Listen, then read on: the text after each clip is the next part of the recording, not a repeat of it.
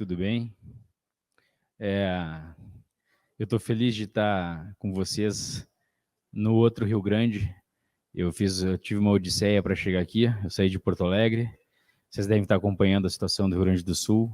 Eu saí de lá ontem, fui até Florianópolis para poder pegar o voo, para poder chegar aqui. E o Rio Grande do Sul, portanto, nesse momento, tem sido uma grande escola de inovação, uma grande escola de coworking, uma grande escola de co-learning, todos esses termos que a gente costuma usar nesse meio da inovação, nesses ecossistemas de inovação. O coworking é essa ideia de trabalhar junto, e o co-learning é essa ideia de aprender junto. Isso tem uma coisa que a gente está fazendo agora no Rio Grande do Sul, trabalhando junto e aprendendo junto, com tudo isso que a gente está passando.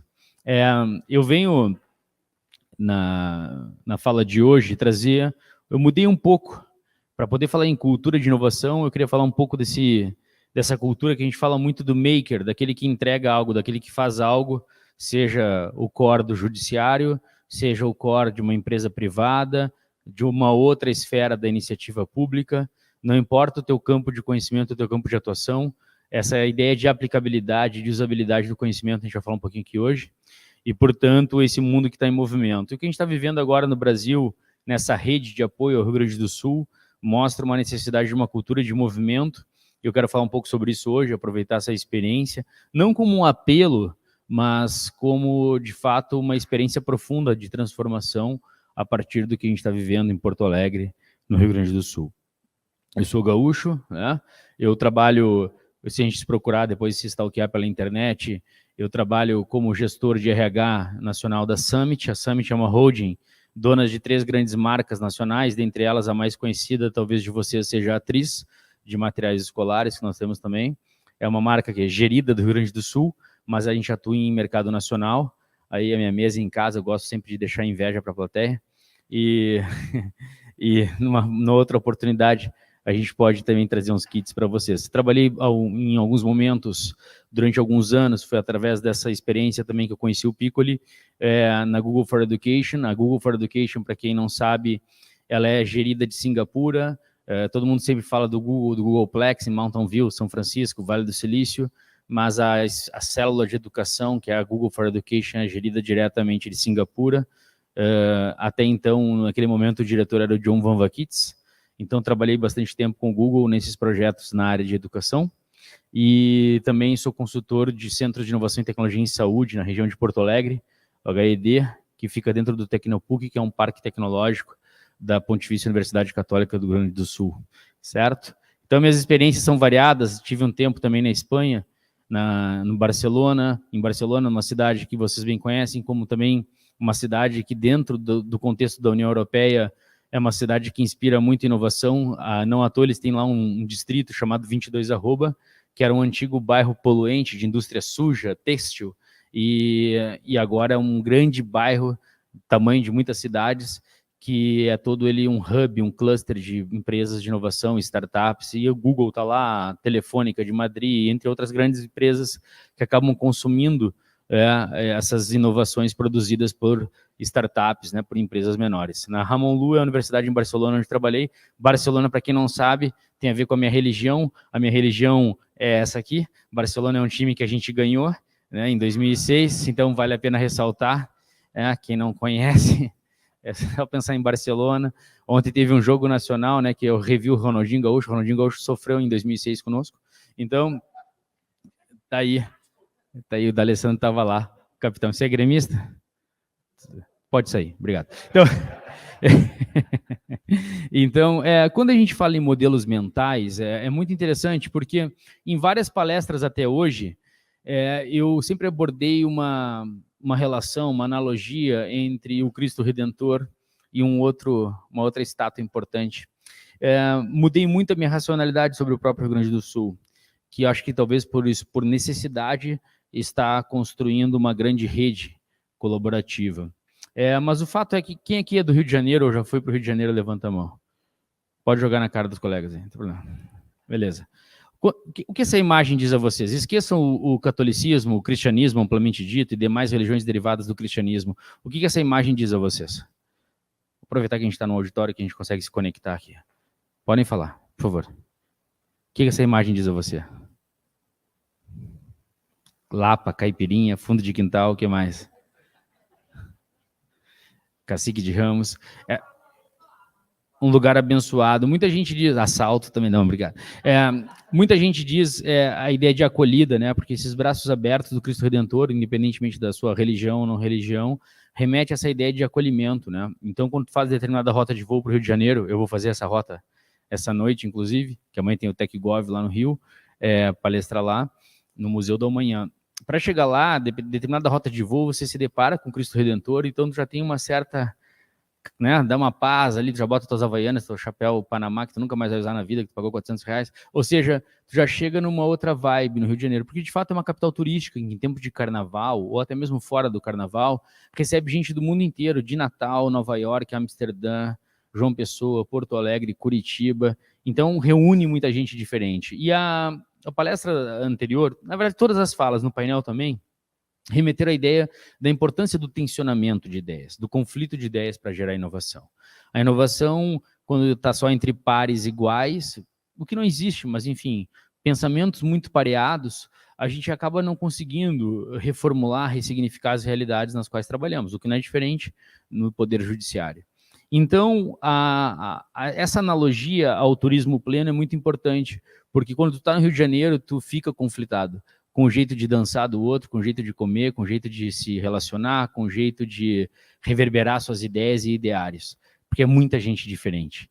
Então, quando a gente fica em cidades, por mais que Natal seja muito turístico e Porto Alegre também, porque Porto Alegre, na verdade, recebe muito turista que pega um carro na Localiza e vai para Gramado, né? O pessoal sai de Porto Alegre, assim, mas Porto Alegre também tem seu turismo, mas eu acho que o Rio de Janeiro, querendo ou não, em termos de Brasil, tem essa grande representatividade, né?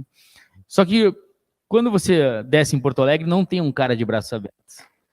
Tem um cara com um laço na mão te esperando, entendeu? O que eu reformulei muito, porque eu falava antes, né, de alguns paradigmas de fechamento, e de fato, do ponto de vista de negócios, de business, não era muito fácil fazer negócio no Rio Grande do Sul, porque havia um protecionismo, uma blindagem às tradições locais, né? Quando se falava em supermercado, pô, no Brasil tu fala em Carrefour, várias marcas nacionais, né? Lá é Zafari, meu. Entendeu? Aqui você fala em Drogazil, Droga Raia, Droga Mais, lá é Panvel. Entendeu? São marcas locais que são muito enraizadas na relação com o gaúcho. Casas Bahia não conseguiu entrar e permanecer. O Walmart não conseguiu permanecer fortemente lá. Então, por quê? Porque existe essa blindagem.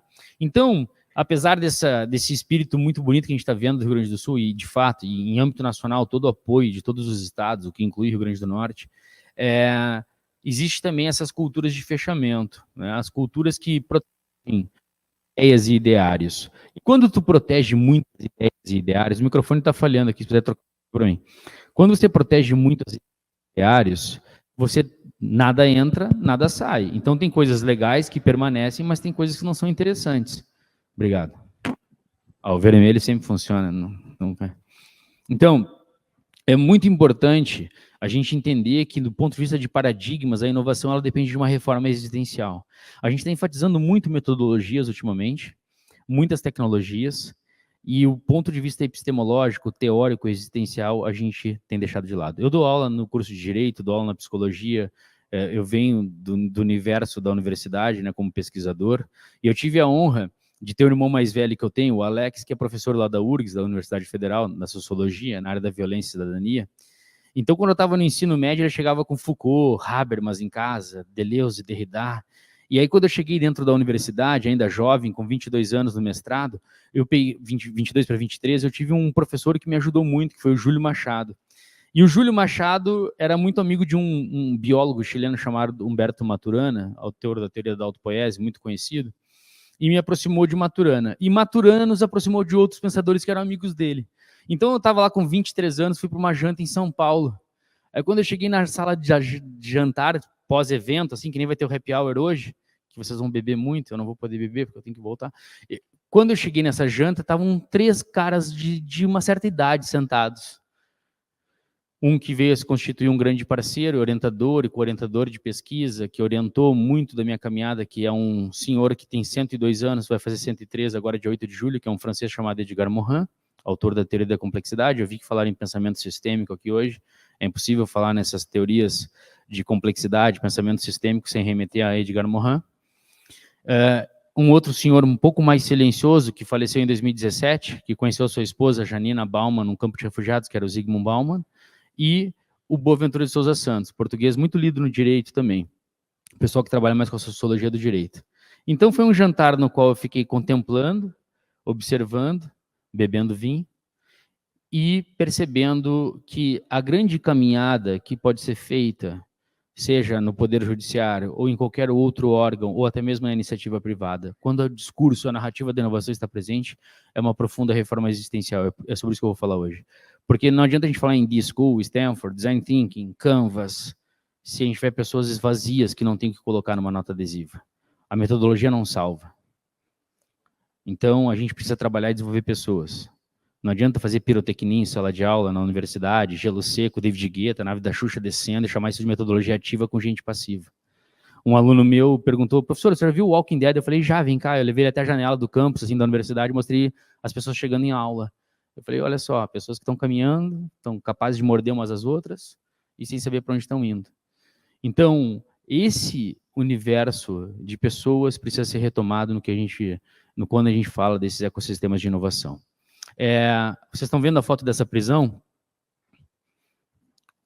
É uma escola. A escola tem grades nas janelas, grades nas portas, grade no data show para não levar o data show. O currículo também está preso, está numa grade curricular. Tem hora de pegar só no pátio, recreio, dia da visita, dia das mães. A gente reproduz, a gente faz todo um discurso, né, freiriano da escola como uma via emancipatória do sujeito, mas a escola reproduz o sistema prisional e todos os sistemas repressores da sociedade. Da hora do silêncio ao silêncio pleno, a não pergunta, a não indagação, as provas que tu tem que provar que tu sabe, que tu só corresponde a uma expectativa docente, não necessariamente tem espaço para criatividade, para solucionar problemas, mas depois você chega no Poder Judiciário, aqui tu tem que ser sistêmico, olhar de forma holística para as partes e para o todo, ter alteridade, empatia, responsabilizar pelo outro. Então, é uma reengenharia do saber. A gente aprende ao individualismo, a gente aprende a não pensar, e depois, quando a gente chega na fase adulta, a gente entende que tudo isso foi uma grande tragédia produzida na nossa infância, na nossa adolescência. Só que aí nós já estamos prontos. Aí nós já discutimos em casa, você já deve ter produzido uma frase, ou já escutado, você me conheceu assim, vai ser assim. Uma relação Walking Dead, onde a pessoa já está morta, pode fechar o caixão dela. Então a gente produz narrativas de complexidade, mas a gente aprende um mundo de fragmentos. E depois a gente quer falar em inovação em coworking, que é junto, co-learning, que também é junto, e a gente não é capaz de trabalhar junto, porque a gente não é capaz de conviver. A gente não é capaz de viver junto, como é que a gente vai trabalhar junto? E isso é muito interessante. Então, quando a gente fala em cultura maker, isso aqui também era maker, só que era um maker sem penso, sem reflexão, sem criticidade, sem tu poder pensar o que tu produz. E a gente está perdendo a capacidade cada vez mais de pensar no que produz porque a gente não tem tempo. Mas vocês já viram os reels do Instagram? Já? Já? Então tem tempo. O Instagram, inclusive, tem um indicador que ele é bem sincero e transparente. Tempo gasto, não é tempo investido. Já viram? Ele vai te dizer, tempo gasto. Na tua cara. E aí tu vai lá ver, tu tem 1h40 por dia, 2 horas, 38 minutos. Um aluno meu do mestrado disse, professor, eu não vou poder ler a tua obra do Bauman. E eu falei, mas não é uma obra, são 7 páginas que eu selecionei para ti. E 7 páginas uma semana é uma página por dia. Tu não vai ter tempo? E ele disse, não vou ter tempo. Aí eu cheguei em casa, ele estava usando a rede social que só minha mãe usa, o Zuckerberg, que é o Face. Alguém que usa o Face? Para, gente, ninguém está mais lá, tem mais gente no Orkut do que no Face. E aí, minha mãe lá e meu aluno que disse que não tinha tempo, dizendo assim, se sentindo emocionado vendo The Voice. Eu pensei, mas que filho da p... Entenderam? A gente diz que a gente não tem tempo o tempo todo. A gente olha TV, a gente maratona uma série achando que isso é um projeto intelectual da tua vida no fim de semana. Porque tem gente que se acha mega intelectual porque maratonou uma série enfim, e às vezes a série é Walking Dead. Então, para quem não conhece, esse é Edgar Morin. Esses são os autores com os quais eu trabalho dentro da universidade, tanto no curso de Psicologia, Direito, Educação, nas licenciaturas, nas humanas em geral. E Edgar Morin, aqui ele estava com 90 e pouquinhos, agora ele já está um pouco mais velhinho. Vai fazer 103 agora, dia 8 de julho. Tá bem? Bauman, Hannah Arendt, Edgar Morin em especial. Freud faleceu em 39, mas praticamente todos os autores que eu me cerco, todos esses autores que têm alguma teoria edificante, inclui Emmanuel Levinas, que não está aqui, Viktor Frankl na psicologia, todos eles passaram pelo Holocausto, ou dentro dos campos de extermínio, de fato, ou como fugitivos do Holocausto. Edgar Morin, seu nome é Edgar Nahum. Morin vem de Marrano, que era um apelido dado aos judeus sefarditas da região ibérica, fugitivos, era o caso de Morin.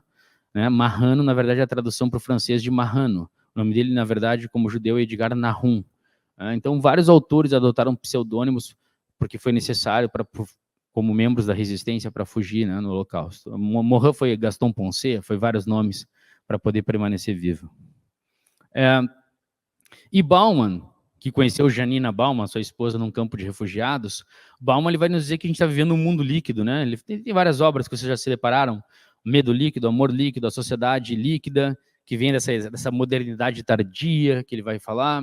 Esse termo líquido significa que se eu pegar a água e virar sobre a minha mão, eu não consigo segurar a água, que nem infiltração na parede, ela encontra caminhos. A água é muito fluida, certo? A gente não conseguiu parar a água no Rio Grande do Sul porque ela é muito fluida, ela encontra caminhos. Ela transborda as bordas que a gente cria para ela. E a água, portanto, ela tem essa metáfora, essa analogia na obra de Bauman como um momento de sociedade muito fluido, no qual nós temos, obviamente, nessa fluidez, muitas coisas interessantes acontecendo e outras nem tanto. Essa fluidez da informação, essa fluidez do algoritmo, ela aos poucos, porque a gente vive uma bolha social, mas aos poucos as pessoas conseguem ter mais acesso à informação do que antes. Eu lembro que na década de 80 para 90, quando ainda criança, eu nasci em 82, eu fazia o tema de casa na Biblioteca Pública de Porto Alegre, próximo ao Teatro São Pedro. Eu tinha que buscar na enciclopédia, na Barça, onde estava a Revolução Francesa, fazia Ctrl+C, Ctrl+V à mão, com a caneta, e entregava para a professora. Hoje o Luca, meu filho, que estuda lá no Colégio Israelita em Porto Alegre, ele pode acessar no tablet, no Google, mas em todos os bancos de dados, informações diversas sobre autores. Crianças muito mais profundas do ponto de vista reflexivo, aquelas que têm acesso, obviamente, a essa qualidade de informação e educação. Quando eu tinha 11 anos, eu estava comendo terra. O Luca está refletindo o Holocausto, vendo o menino do pijama listrado num filme e discutindo teorias contemporâneas sobre isso. Então, por isso que eles parecem mini adultos hoje, né, conversando contigo. Parece que eles reúnem mais dados. Mas, quando a gente fala de inteligência artificial, e aí que eu falo, a gente fala muito de IA e pouco de IH. Está me preocupando é IH. A inteligência humana é o indicador que mais me preocupa. Porque se você coloca no chat GPT ou no chat GPT, porque não se preocupe com o chat GPT, eu sempre digo, o que mais me preocupa nas organizações não é o chat GPT, são os chatos FDPs. Esses são muito mais complicados de lidar. São algoritmos muito mais perigosos. Mas o chat GPT, ele não é um problema, ele não é um mal. Pelo contrário, os algoritmos, né, no caso do ChatGPT, reúnem trilhões de dados que estão na World Wide Web, nessa rede mundial, e esses dados que foram, né, esse upload de dados, ele é feito pelo humano, certo? A produção do conhecimento, por mais que depois, com Deep Machine Learning, tu consiga ampliar, potencializar informação, reunir, categorizar informação, o fato é que o algoritmo inicial, alfa, é humano. Então, quando você coloca no ChatGPT, quem venceu a Segunda Guerra Mundial, se você produzir mal a pergunta, o maior número de textos que tem sobre a Segunda Guerra Mundial na World Wide Web é produção americana. E a resposta para o Luca foi, os Estados Unidos venceu a Segunda Guerra Mundial.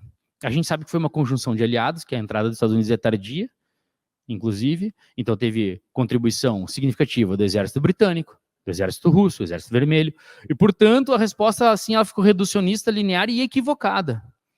Porém, Se tu não tem conhecimentos prévios sobre toda a história da Segunda Guerra Mundial, o ChatGPT ele te produz uma narrativa, uma textualidade baseada em dados existentes, não em dados.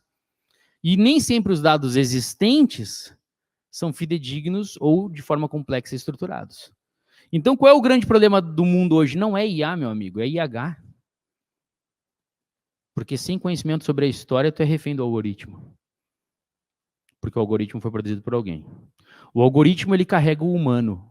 O algoritmo pode carregar o preconceito de gênero, de orientação sexual, de cor e raça. O algoritmo ele pode carregar a negação do outro. O algoritmo pode carregar ideologias e ideários de fragmento, de negação, como o próprio nazismo, neofascismo. O algoritmo ele pode carregar tudo que de mal nos constitui. Então, a IH ela passa a ser um fator preponderante a ser discutido hoje nos bancos acadêmicos, nas escolas, no poder judiciário, porque não adianta te entregar muitos dados se a tua cabeça é linear, fragmentária, reducionista, totalitária, porque não adianta ter algoritmo de complexidade numa cabeça totalitária. E a gente sabe, existem cabeças totalitárias. A gente vê por aí. Então, a gente precisa cada vez mais investir no discurso e narrativa da IH. E aí que a gente vai se deparando com essas transformações. E essa transformação do mundo hoje ela não é suave. Ela chega de uma forma muito violenta. E aí que eu costumo dizer, o nosso papel justamente nos preocuparmos com a nossa formação, com os nossos filtros, com a nossa curadoria. Hoje, quando eu dou aula num curso de Direito, me preocupa muito os bacharéis, né? O bacharel e a bacharela, falando aqui a flexão de gênero. Porque quando eu debatia com professores como Augusto Nibaldo Trevinhos, que veio do Chile, veio do exílio para cá, assim como alguns foram se exilar no Chile, né? No período da ditadura, Paulo Freire, junto com Paulo Freire, sabe quem é que estava no exílio? Na mesma sala, conversando com ele? Fernando Henrique Cardoso, quando era de esquerda ainda, Fernando Henrique Cardoso, no exílio, no Chile. E junto do Fernando Henrique Cardoso estava Paulo Renato, que veio a ser ministro da Educação de Fernando Henrique Cardoso, que já faleceu, inclusive. O que eu quero dizer com isso? Nesse tempo, inclusive o Fernando Henrique, com a sua produção robusta na sociologia, nesse tempo, os professores, eles dominavam todas as teorias e epistemologias. Eu conversava da psicologia, filosofia. Vocês lembram dos professores do direito? Vocês lembram dos professores de TI de vocês? Agora, o professor, muitas vezes, é um auleiro. É alguém que prepara algumas aulas e fez um mestrado correndo, e uma dissertação pífia, inclusive, e se habilitou a dar aula. Então, a profundidade teórico-epistemológica, a queda do padrão global de intelectualidade é significativa. Então, a curadoria frente à IA é cada vez menor. E as pessoas com preguiça cognitiva, quando querem produzir um texto, o que elas fazem? Uma petição, vou usar o ChatGPT. É por isso que eu me preocupo. Porque agilizar a informação não significa terceirizar a informação. Então se preocupem, cada um faça a sua reflexão. Se você acha que você ou seu filho está ficando preguiçoso do ponto de vista cognitivo, esse é o mal do século XXI. Porque o imediatismo, a necessidade de entregar rápido, está fazendo com que a gente recorra à terceirização da produção cognitiva. Então não adianta a gente ter sinapses aceleradas sem profundidade. Não à toa, observem os termos tempo gasto no Instagram. A internet é um lugar de navegadores, mergulhadores. Tem muita gente navegando na internet. Poucos são capazes de mergulhar. A axologia, nova área de conhecimento, conhecem? As pessoas que emitem opiniões baseadas em Facebook, Instagram, em Reels. É fantástico. Discussões político-partidárias, sociológicas, antropológicas, filosóficas, baseadas em 30 segundos de Reels. É incrível isso. Porque não dá trabalho, né? 30 segundos é gostoso, né? Mas a gente não tem tempo. Agora, quanta gente pega o celular antes de dormir e olha vários Reels? Alguns memes, alguns mais sérios, a enchente no Rio Grande do Sul. A gente tem tempo. E eu vou mostrar que a gente tem tempo. Inclusive, nessa linguagem da fluidez, uma aluna minha postou esses dias. Meus alunos me seguem, eu vejo, às vezes, coisas tristes, coisas legais. E O microfone está falhando. Eu vou comprar bateria para você. A aluna postou assim: feliz aniversário de namoro, meu amor. Eu vejo que bonito, né? O amor ainda vive aqui. 3 dias. Eu achei bom ela comemorar o aniversário de namoro de 3 dias com o namorado. 3 dias. Porque vai acabar no 5º, então comemorou no meio, pelo menos. Teve um aniversário, teve um marco. Então não são só as relações que estão fluídas aqui nessa, né? Isso é verdade, viu? Não tô exagerando. Era aniversário de 3 dias mesmo. Era muita emoção, muita intensidade. Eu imagino o que eles já tinham feito em 3 dias, né, cara? Para comemorar assim. Devia estar valendo a pena. A cultura maker, a cultura da inovação, está levando muito para essa roupagem de entregáveis, de canvas e metodologias, e notas adesivas nas paredes, e gelo seco, e a nave da Xuxa descendo. Mas, mais do que makers, precisamos de pensadores. E quanto mais a gente investir dentro do Poder Judiciário, nesses labs, nesses laboratórios, em momentos de estudo e profundidade teórica e epistemológica sobre os conceitos que a gente está estudando, melhor. Melhor. Sabe uma coisa que está voltando, eu estou feliz que está voltando? Clubes de leitura. Pô, falar em leitura já é algo raro hoje, né? E assim, quando eu falo em leitura, é leitura mesmo, não é 50 tons. É leitura séria. Leitura não é para aprender a dar tapas, essas coisas. É leitura mesmo, entendeu? Então, assim, é importante a gente fazer clubes de leituras, grupos de estudo, nos ambientes de trabalho. Porque a gente tem se encontrado muitas vezes para outras questões, para outros entregáveis, e a gente não tem estudado mais junto. E a gente precisa estudar e discutir junto. Mas por que fazer isso junto e não fazer só na sua casa com o seu vinho? Porque diante da leitura do outro sobre a mesma obra, tu tem a ressignificação do outro, tu tem um conflito, tu tem um tensionamento, tu tem um debate, tu tem a discussão, e isso se ausenta hoje. Porque a gente não quer, às vezes, a gente não está disposto ao outro. A gente fala em coworking, co-learning, a gente tem que falar sobre filosofia, sociologia, psicologia. A gente tem uma roupagem muito colorida, muito interessante no Instagram. É sobre isso e está tudo bem. Não, não está tudo bem. E mais, todo mundo é resiliente e amoroso no Instagram. E em casa é incapaz do diálogo. Então, quando a gente fala em inovação, coworking, co-learning, tu tem um pressuposto básico da psicologia, que é a disposição ao outro. E se tu não está disposto ao outro, meu amigo, a diferença, a outra racionalidade, a outro partido, a outro time, a outro gênero, a outra orientação sexual, a outra cor e raça, a outra religião ou não religião, espiritualidade ou não espiritualidade, se tu não está disposto a essa diferença, tu não pode falar em coworking ou co-learning, porque na medida em que tu vai ao encontro do outro, tu está indo ao encontro do diferente. E se tu não está disposto a tudo isso, normalmente tu atrapalha uma reunião, tu atrapalha o desenvolvimento de um projeto, tu sabota uma instituição inteira. Então, quanto mais a gente tem pessoas indispostas ao outro, por outro lado, é maior e mais crescente o discurso da amorosidade, da resiliência, desses termos todos que estão presentes nas redes. Mas há uma incoerência entre as narrativas e as práticas. E é sobre essa reflexão que eu os convido hoje. Eu não vim lá de Porto Alegre, ficar várias horas em aeroporto para fazer carinho. Então, aqui eu gosto de dar um exemplo. Eu gosto muito de facilitação gráfica. Eu gosto de desenhar para meus alunos, né? Fazer um quadro icônico onde facilite a reflexão.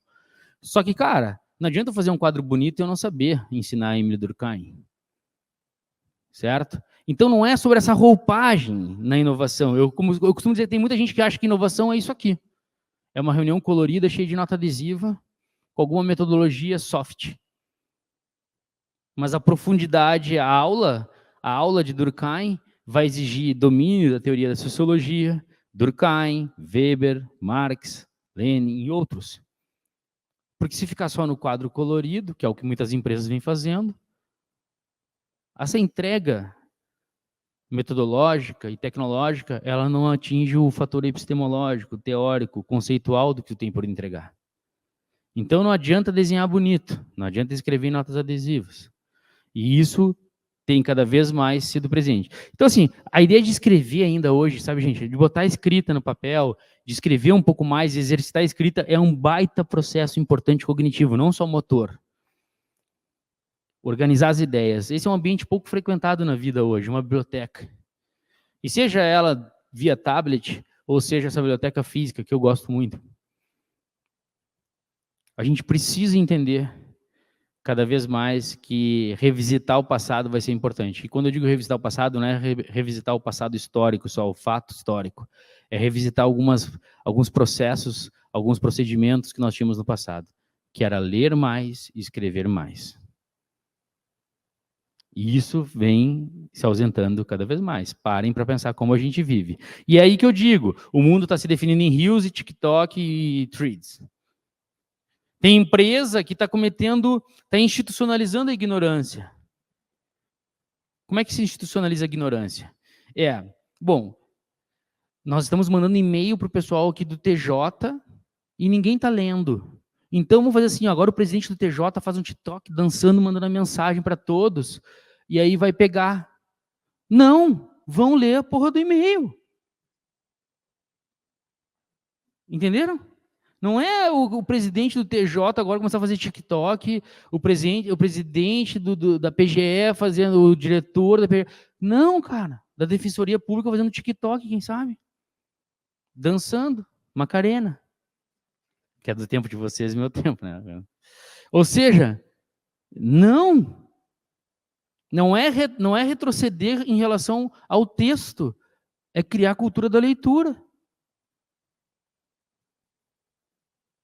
Porque a gente está fazendo, às vezes, isso, a gente está mudando o método para tentar contemplar diferentes formas de cognição. Desculpa, isso não é diferentes formas de cognição. O nome disso é preguiça.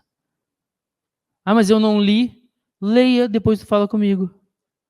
Ah, mas eu não vi o e-mail que tu mandou. Eu aguardo um pouquinho, vai lá olhar. Eu te espero. Um café, querido. A TI manda um monte de mensagem para avisar como o cara tem que proceder. Alguém que é de TI, não? Não? É, todos, né? Então, aí o cara não lê, clica no lugar errado. Você quer saber se você é benquisto pela TI?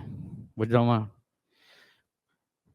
Se tu é benquisto pela TI, tu é legal, tu é uma pessoa correta, que lê o que eles mandam, gente boa com eles, os trata bem, eles te atendem até pelo WhatsApp. Se tu não é, eles vão dizer, abre um chamado. Então, se tu já recebeu abre um chamado... Não, tô brincando, precisa gerar o registro, claro. Então...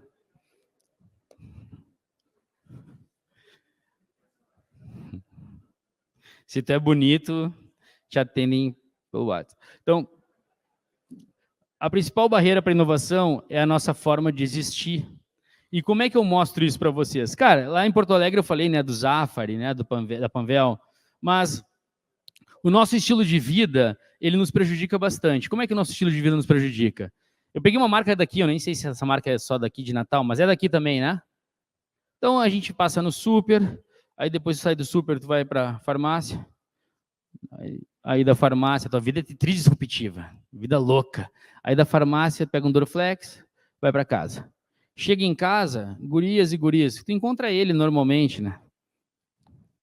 Tem uma que chorou ali, se emocionou. Encontra ele, tem um colega falando, nossa, vamos falar da realidade, quem tu encontra ele. E aí o que acontece é o seguinte, e no outro dia tu tem que voltar para a instituição. Tem um colega ali que se emocionou. Eu destruo vários casais, que às vezes tem uns colegas que são casal, sabe? Que não respeitaram o código de ética e se constituíram um casal. E aí eles começam a discutir entre eles. É muito interessante. Eu vim aqui para trazer divórcio. E no outro dia tu volta para o judiciário. TJ, Defensoria, PGE, Ministério Público, todo lugar. Todo o ecossistema do judiciário. Tu volta para a universidade, onde tu dá aula. E essas rotinas lineares, mecânicas, nos afastam da reflexão, da leitura, porque é muito corrido, né? Qual foi o último livro que tu leu? Não vale 50 tons, já falei. Qual foi o último livro? Qual foi o último livro que tu conseguiu ler no teu sofá de casa, com aquela luz tranquilinha, com o teu vinho? Quando foi? Não foi, né? É muita coisa, né? É muita correria. Então, vocês veem que o nosso nível de reflexão, criticidade, a gente tem que criar religiosidades. A gente tem que criar rotinas religiosas na nossa vida, religar algo com algo. Quando tu quer te religar com a tua psique, com tuas questões, tu faz o quê? Terapia. Aí tu paga e tu vai 1 hora, tu para o que tu tá fazendo, porque depois que tu sai de lá, normalmente tu para de refletir de novo. Aí tu volta na outra semana cheio de problemas não refletidos. É muito interessante esse processo. Mas a gente ganha com isso. Então, o que é importante? E no final, o que é a terapia? Conversação, assimilação, acomodação de si, apropriação de si, autoconhecimento. Tanto que no final o terapeuta te diz assim, tá, e o que tu vai fazer com isso? A decisão, inclusive, é tua. E tu pagou por isso. Então, assim, o que é importante? A gente voltar à filosofia sistemática, como diz meu querido amigo Cortella, e o Clóvis, que é onde o Piccolo me conheceu, eu estava palestrando com o Clóvis naquele dia, que é o que eu fiz hoje, o que eu não fiz, porque fiz e porque deixei de fazer. O que eu fiz hoje, o que eu não fiz, porque fiz e porque deixei de fazer. Então eu vou mostrar para vocês que o tempo de vocês passou. E agora é aquela hora que a gente fica um pouco magoados, porque o tempo passou para todo mundo. Quem usou isso aqui? Levanta a mão, rapidinho. Tem gente que não levantou a mão, mas dá para ver. Tem preenchimento, mas tudo certo, eu vi. Vamos lá. Nesse tempo de preenchimento é algo. Vamos lá, criolipólise, criofrequência. Quem usou esse aqui, levanta a mão. Volta. Esse aqui.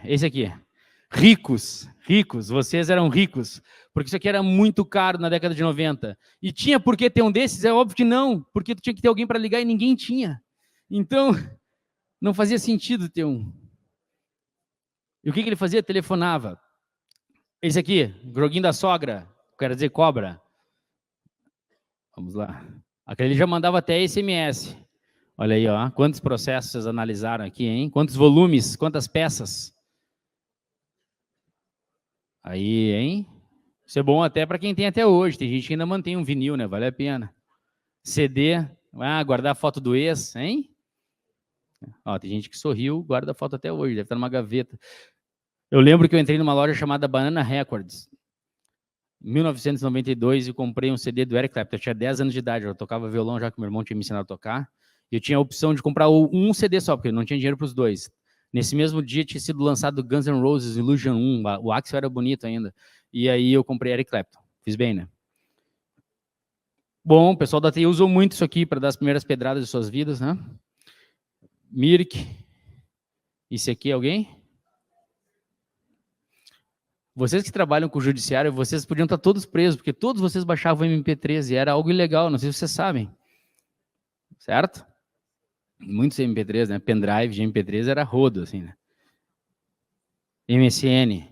Hein? Que tu conheceu tua ex. E Orkut. Olha, ele riu porque conheceu a ex a tua mulher tá aqui, não? Eu te prejudico se eu falar alguma coisa? Não, que às vezes tava... Tu conheceu tua ex no MSN, é isso? Não? Tu não tem ex, né? Só teve uma pessoa até hoje, claro. O Orkut era incrível, tinha comunidades incríveis, como, por exemplo, estou fazendo amor com 8 pessoas. Não tinha ninguém inscrito na comunidade porque ninguém se entregava, né? Entendeu? Isso aqui eu queria instalar no WhatsApp. Quem é que tira a visualização azul, aquela cheque azul, hein? São pessoas que produzem ansiedade e angústia. Normalmente é a TI, que não quer que tu já veja, que já vira a tua mensagem de pedido de help ali. Mas, isso aqui seria legal instalar no WhatsApp, né? Isso aqui vocês lembram? Muito bem. Não tem nada a ver com a palestra, mas só para vocês que estão ficando velhos. Isso aqui também não tem nada a ver com a palestra. Mas isso aqui é só para vocês entenderem por que vocês fazem terapia hoje. Porque os pais de vocês davam isso aqui para vocês dormirem melhor. Para ficar no teu quarto, parado em cima da tua cama, te olhando. E olha a relação perfeita. Olha como é parecido, até a roupa. Só que um tem progressiva no cabelo e uma faca na mão. Só que se o Fofão pegar uma faca na mão, o Chuck é um estagiário perto dele, né? Não é ninguém. Isso aqui era que nem um marido antigamente. Tu alimentava até morrer e não fazia sentido nenhum ter um. Primeiro tablet da história, tecnologia touch. Era touch. Era touch. E aí vem a questão da linguagem, das narrativas da inovação. Falei bastante sobre cognição até aqui, né? Não adianta a gente só acessar dados e não acelerar a nossa sinapse, não acelerar a nossa capacidade de reconhecer essa profundidade e densidade de dados. Hoje, as sinapses das nossas crianças são muito mais aceleradas, certo? E nós também temos plasticidade cerebral, só que a gente ainda precisa fazer um caminhozinho a mais. nós apertávamos com um botão, com um dedo isso aqui, depois de meia hora essas argolinhas desciam, e tu ficava ali tipo o slot dos Goonies, dizendo, ai, mama, que legal. E aí, depois de meia hora, tua mãe já te chamava para o almoço e tu tinha brincado uma vez só. Essa era a velocidade do teu estímulo. O Luca tava jogando Play 5 comigo, né, FIFA e jogos em casa, eu falei, cara, desliga agora, eu vou te botar um videogame de verdade. E liguei um emulador de Atari, que agora eles vendem, né, tu pode comprar os jogos e tal, eu comprei, e a gente foi jogar Enduro, River Raid e tal. Quando a gente chegou nas velocidades mais extremas do jogo, que naquela época era muito difícil de dar conta, certo? Hoje é muito mais lento, porque tu joga Fortnite, FIFA, são 18, 16 botões no controle do Play 5 e do Play 4. Então, tu consegue hoje elaborar, só que nós, gente, tínhamos um controle com um botão e um manche, a gente tinha um AVC jogando com a língua pro lado, vocês lembram? Que é junto. Imagina com 16 botões, tu infarta. Entende? Então, a questão é como a gente está preparando o nosso cérebro também do ponto de vista funcional para contemplar a densidade de informação. Porque não é só a questão que eu falei no início, paradigmática, reflexiva, análise crítica e profundidade, letramento. É também, mas o teu cérebro também tem que se acostumar com densidade de informação. Porque na hora que o ChatGPT ou qualquer software de análise de dados, dados qualitativos, quantitativos, te entrega análise, tu tem que estar com o teu cérebro preparado para isso. Para entrecruzar os dados, para analisar essa complexidade. Então, o Luca me perguntou se no FIFA do meu tempo a bola era quadrada. Eu falei, sim, filho. E a bola não tinha lateral. Se ela saía lá, aparecia aqui. Aí, foi aumentando a velocidade. Agora os guris vão chorar de emoção, olha aqui. Olha aqui, ó, quanto dinheiro tu perdeu, né? Tu podia ter um apartamento a mais hoje. Todas aquelas fichinhas de fliperama que tu comprou. Vocês lembram que o fliperama era com uma fichinha de metal, né? Se perguntarem em que área, eu vou responder. Mas a velocidade vai aumentando. A velocidade, a linguagem vai aumentando. Então, nós chegamos a um ponto... Quem é que tem iPhone aqui? Levanta a mão. São os ricos, são os mesmos que levantaram do celular da década de 90. Então, quem tem iPhone sabe, a Apple criou uma linguagem icônica, onde a tela ela é fácil, é uma interface amigável. Depois, todos os demais Androids, entre outros, copiaram essa linguagem. Mas o fato é que é uma linguagem icônica, de fácil acesso e que tem alguma entrega, alguma usabilidade. Interfaces importantes, ou seja, conceitos importantes de inovação hoje, amigabilidade e usabilidade. Será que nós, como instituição do judiciário, somos amigáveis?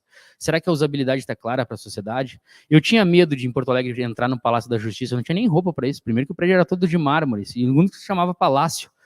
Quem era eu para entrar naquele lugar? Eu acho que a gente tem uma importante ressignificação a ser feita acerca do que significa o judiciário na vida das pessoas. Para que elas possam nos usar, para que elas possam nos acessar, para que elas possam entregar algo e ter algo entregue a elas. E, portanto, a ideia de amigabilidade e usabilidade começa aí. Não só no digital, no mundo físico e presencial concreto também. Bom, gente, meu tempo se esgotando, tenho 2 minutos. Aqui é o centro de Porto Alegre, para quem não conhece. Esse prédio bonito aqui é o Santander Cultural, é um prédio bonito que fica próximo da famosa Feira do Livro de Porto Alegre. Porto Alegre está dando uma, assim como outras cidades do interior, cidades próximas da região metropolitana, está justamente nos mostrando o quanto a necessidade de coworking, de co-learning, de aprender junto, de trabalhar junto, de se entender junto, é fundamental. Mas ela não precisa acontecer só na tragédia e no desastre, porque o fato que a gente está percebendo é que muitos empresários, muitos sujeitos das diversas realidades econômico, financeiras, monetárias, poderiam estar se ajudando antes de uma tragédia. Nós poderíamos ser mais sujeitos de alteridade, de responsabilidade pelos outros, anterior a tudo isso que está acontecendo. Ao mesmo tempo, a gente tem que ter a profunda consciência que não é só má gestão pública que levou Porto Alegre a ficar inundada, também, mas é principalmente resultado da nossa produção como consumidores da natureza. São efeitos climáticos. A grande inundação que se falava de Porto Alegre, ocorrida em 1941, vai ser cada vez mais frequente. Foi ano passado já, algumas enchentes no Rio Grande do Sul. Esse ano de novo, a gente não vai esperar mais 60 anos para ver a próxima. Então, assim como eu falava, façam analogia, a profundidade da transformação agora não é só dos fatores de proteção da cidade que tem que ser renovados, é a nossa relação com a natureza, é o nosso comportamento humano, é o nosso letramento, e para isso precisa de reflexão. Mas o que tu ouve, tanto na mídia quanto lá dentro do Rio Grande do Sul? Um discurso do exógeno. A culpa é da gestão, a culpa é das questões da natureza, mas ninguém consegue enxergar a sua autoria nesse processo. E é assim que a sociedade sempre viveu, de inércia e de não desenvolvimento. Eu não gosto de falar de evolução, porque evoluir dá para evoluir até para óbito. Eu gosto de falar de desenvolvimento, que é a gente estudar mais a si, o outro e as coisas, né? Então, só que isso é importante, isso é possível quando a gente opta por fazer essa mudança. Porque a juventude, ela envelhece. A maturidade, a imaturidade, ela é vencida, superada com o tempo. A ignorância, ela até pode ser educada, a embriaguez passa no outro dia, mas a estupidez dura para sempre, porque ela é uma escolha. Ela é um movimento voluntário. Então, a palavra idiotice do grego, do idiotez, significa egoísmo. A ideia de egóico vem do idiota. Normalmente, uma pessoa idiota é aquela pessoa egoísta. E nós temos muitas pessoas egoístas na sociedade. Então, a grande sacada para o mundo contemporâneo é a gente superar o eu soberano, descentralizado do próprio umbigo. Levinas já falava, a única possibilidade de alteridade, de responsabilizar-se pelo outro, é quando tu consegue superar o teu eu soberano. E é por isso que essa reflexão de humanidade eu trago para vocês nesse final, um poeta gaúcho, já que o Rio Grande do Sul está em voga, e eu trouxe aqui a bandeira do Rio Grande do Sul com muito orgulho. Não foi fácil sair lá de Porto Alegre, mas eu queria, em forma de homenagem ao Rio Grande do Sul, mas em forma também de agradecimento ao Rio Grande do Norte, os outros estados que estão do nosso lado e não soltaram a mão. Eu, pela primeira vez, depois de tantas grenalizações nacionais entre Lula e Bolsonaro, entre esquerda e direita, aqui no Brasil não tem uma esquerda e uma direita clara, e tão pouco preparadas em ambos os pontos, mas enfim, em tantas grenalizações que foram feitas, né, nos últimos anos, o país ficou bastante dividido e rachado. Infelizmente, uma tragédia aconteceu para nos unir, para a gente esquecer um pouco quem é quem nesse processo, em qual posição tu estás, a priori, e a gente conseguiu se fazer sociedade, a gente conseguiu se fazer parceiros. E Mário Quintana dizia, eu não estou aqui. Ele quis que essa mensagem fosse para sua lápide no cemitério, porque ele não quer ser encontrado em finados, 2 de novembro, com flores e lágrimas. Ele dizia que se tu quer me fazer eterno, tu quer encontrar e fazer morada em ti para que eu possa ali existir, me acesse no poema, na poesia, nesse gênero da literatura onde eu me fiz legado. Então, eu sempre trago essa mensagem, e eu sempre trago, Piccoli, já passando a palavra, a ideia de que Platão tem uma obra chamada O Banquete, Simpósium do grego, que fala sobre o amor, e Fedro fala que o amor é o mais velho dos deuses e um dos mais fortes. É o princípio que transforma em grandes heróis os jovens comuns, pois o enamorado, aquele que ama, envergonha-se de fazer papel de covarde diante de sua amada. Dai-me um exército de enamorados e poderei conquistar o mundo. Ele falava do super soldado grego, que normalmente tinha uma família, então ele era encaminhado tão logo para a batalha para liquidar, porque ele tinha tanta vontade de voltar para casa que ele se constituiu um super soldado. Ele superava para ter uma superação. Assim, a DC e a Marvel construíram a história de todos os super-heróis que perderam algo importante. O Batman perdeu os pais, o Super-Homem perdeu os pais, o Flash perde a mãe, o Lanterna Verde perde o pai, Homem-Aranha perdeu o tio, a Mulher Maravilha perde a sua comunidade de Amazonas e abandona para poder exercer seus poderes. Em todos eles, tu encontra resiliência e superação da perda para poder entregar alguma responsabilidade através dos seus poderes. Só que eu parei de olhar para DC e Marvel, eu não preciso mais olhar para isso, porque eu olhei para o povo gaúcho, que fizeram uma corrente na água, salvaram pessoas em cima do telhado e ainda estão lá fazendo isso. Nós estávamos, eu estou lá também. A gente tem grandes exemplos de heróis, de pessoas importantes, capazes do outro, na sociedade comum, na sociedade civil. A gente tornou sempre muito cinematográfica a relação com o herói, muito distante, mas aqui, sentados entre vocês, tem pessoas que todos os dias, com algum grau de heroísmo, constroem uma sociedade melhor. Eu queria agradecer a vocês a oportunidade, ao Piccoli, que é gaúcho, que é de Caxias do Sul, cidade que também foi atingida. Agradecer a oportunidade de estar com vocês. Amanhã eu volto para Porto Alegre um pouco melhor por ter encontrado vocês também. Obrigado.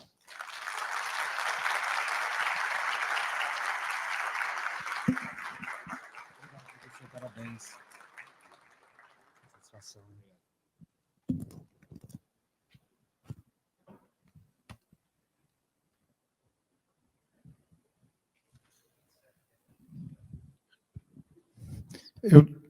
Realmente o momento é crítico e eu queria aproveitar a oportunidade da palestra do Guto para o pessoal lá do TJ do Rio Grande do Sul está fazendo uma campanha para ajudar, tem 600 pessoas desabrigadas, impactadas, que são servidores do Tribunal de Justiça, e eles me mandaram aqui um vídeo para essa campanha de arrecadação, de apoio, enfim.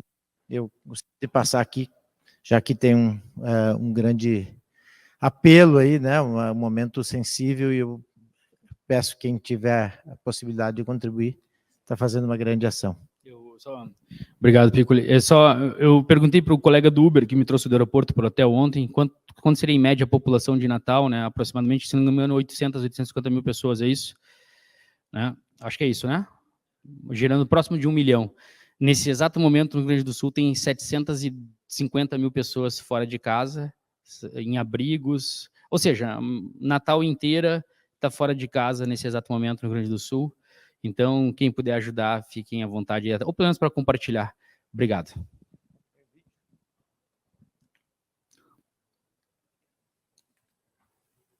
Olá, olá pessoal, aqui é Marcos Piangers, muito feliz de estar falando com vocês, meus amigos, servidores que estão organizando essa live fantástica, superação, para ajudar aí 600 colegas que estão precisando aí na Associação dos Servidores da Justiça do Rio Grande do Sul. A distribuição vai ser administrada pelo tribunal e vai ser muito legal, com certeza, ver essa live acontecendo no dias 23 e 27 de maio, às 7 da noite, com o objetivo de apoiar esses colegas que estão trabalhando na reconstrução, promovendo a união e a solidariedade. Eu estou muito feliz de poder gravar esse vídeo para incentivar você a participar da live e contribuir com os nossos irmãos que estão precisando da sua ajuda. Então, participe da live, faça sua doação e faça seu trabalho voluntário. É muito importante nesse momento. Um grande abraço a todos. Vamos juntos.